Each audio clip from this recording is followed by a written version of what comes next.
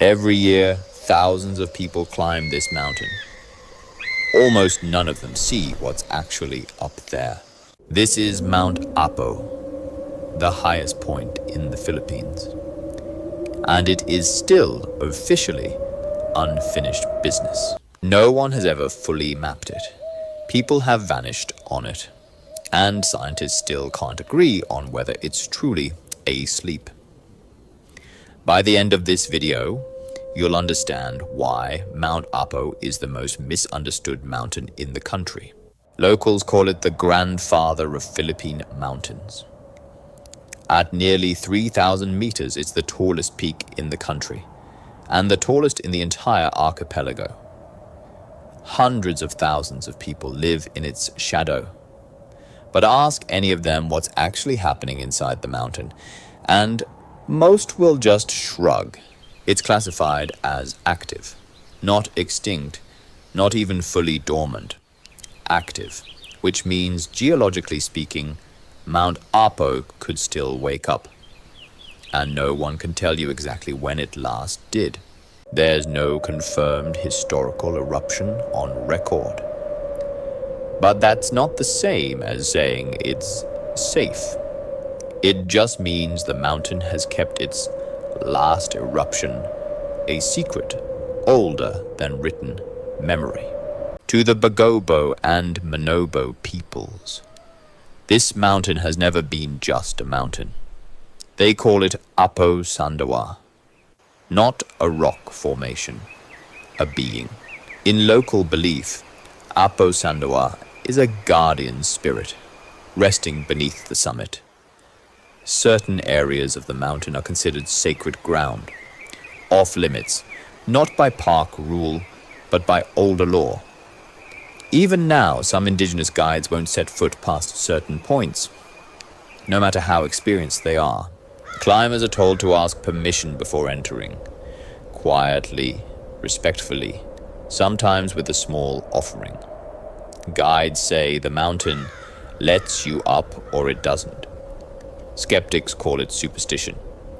But even geologists will tell you, this terrain has a way of punishing people who don't take it seriously.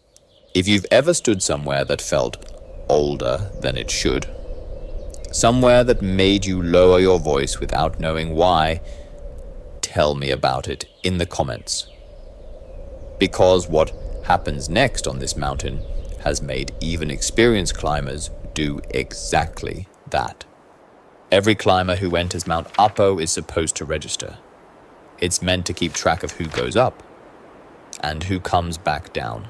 But this mountain has a section climbers still talk about carefully. A stretch of dwarf forest so dense and disorienting that even experienced guides have lost the trail in broad daylight. Over the decades, there have been cases of hikers who wandered off route here and weren't found for days. Some, tragically, never were. Search and rescue teams describe the terrain here as deceptively easy to get turned around in.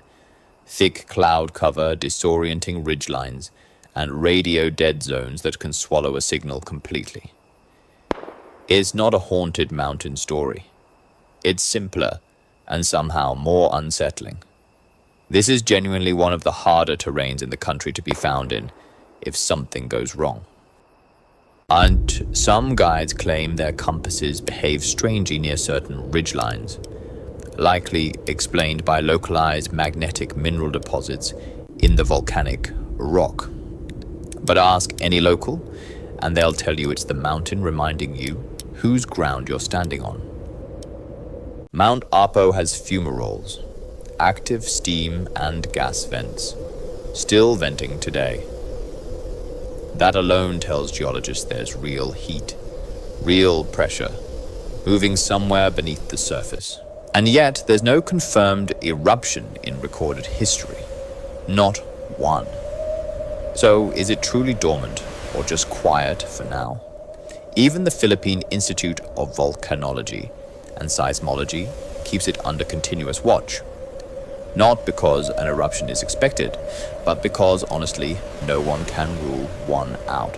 Then there's Lake Venado, a crater lake sitting inside the mountain's old volcanic bowl. it's beautiful. It's also a quiet reminder that this entire summit was shaped by an eruption, powerful enough to carve out a basin that still holds water today.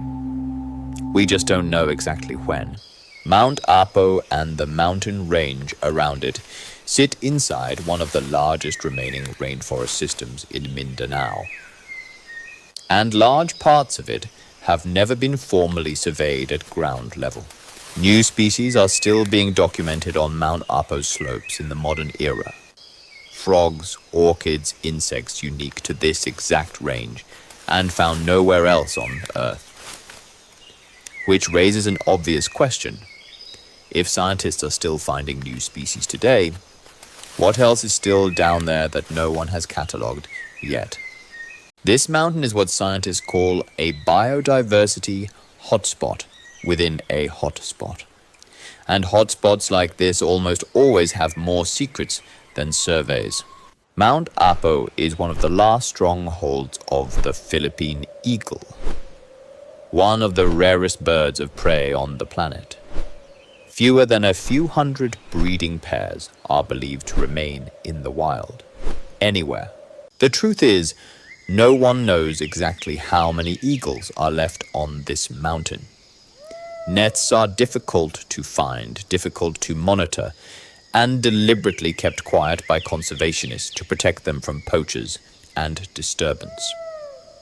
So the honest answer to how many are up there is fewer than there used to be, and fewer than anyone can confirm.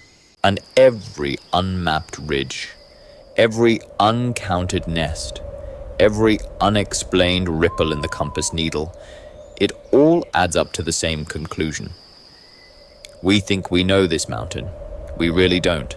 So the next time someone tells you they've done Mount Apo, that they've summited it, checked the box, seen the whole mountain.